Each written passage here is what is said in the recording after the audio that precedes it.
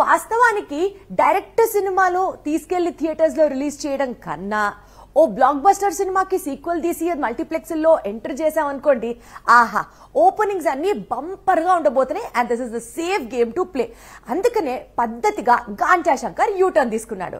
Normal cinema కాదు, ఏదైనా ఓ block buster సినిమాకి చక్కగా సీక్వెల్ తీసుకునే ప్రయత్నంలో ఉన్నట్ట గాంజా శంకర్. లాస్ట్ ఇయర్ విరూపాక్ష లాంటి పెద్ద బ్లాక్ బస్టర్ అందుకున్న తరువాత కూడా సాయి ధరమ్ తేజ్ ఇంతవరకు కొత్త సినిమాను ప్రారంభించలేకపోతున్నాడు. గాంజా శంకర్ అనే ప్రాజెక్టులో నటిస్తున్నాను అని చెప్పాడు, కానీ ఆ ప్రాజెక్ట్ ఎందుకో ముందుకు వెళ్లడం లేదు. అందుకే ఇప్పుడు సేఫ్ సైడ్ చూసుకుంటున్నాడు. చిత్రలహరికి సీక్వెల్ తీసుకొస్తానంటున్నాడు. సాయి ధరమ్ తేజ్ కెరీర్లో ఎన్ని చిత్రాలైనా లేక ఎన్ని సూపర్ హిట్స్ అయినా ఉండవచ్చు, కానీ చిత్రలహరి మాత్రం అతని కెరీర్లోనే ప్రత్యేకమైన సినిమా. ఎందుకంటే 2016లో సుప్రీం తరువాత తేజు వరుస ఫ్లాప్లతో ఉన్నప్పుడు చిత్రలహరితోనే మళ్లీ కంబ్యాక్ ఇచ్చాడు.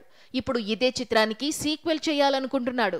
తొలి భాగానికి దర్శకత్వం వహించిన కిషోర్ తిరుమల సీక్వెల్ స్క్రిప్ట్ ను రెడీ చేస్తున్నాడు. ఆల్రెడీ విరూపాక్షకు సీక్వెల్ ఒకటి అఫీషియల్ గా అనౌన్స్ చేశాడు తేజ్. మొదటి భాగం క్లైమాక్స్ లోనే ఆ విషయం రివీల్ అయ్యింది. ఇప్పుడు చిత్రలహరికి సీక్వెల్ అంటున్నాడు. మరోవైపు రాశీ ఖన్నా సుప్రీంకు సీక్వెల్ వస్తే బాగుంటుందని చాలా కాలంగా చెప్పుకొస్తోంది. సో సుప్రీం ఫ్యూచర్లో మాక్సిమం సీక్వెల్స్ తో తిరిగి వచ్చే అవకాశాలే ఎక్కువ.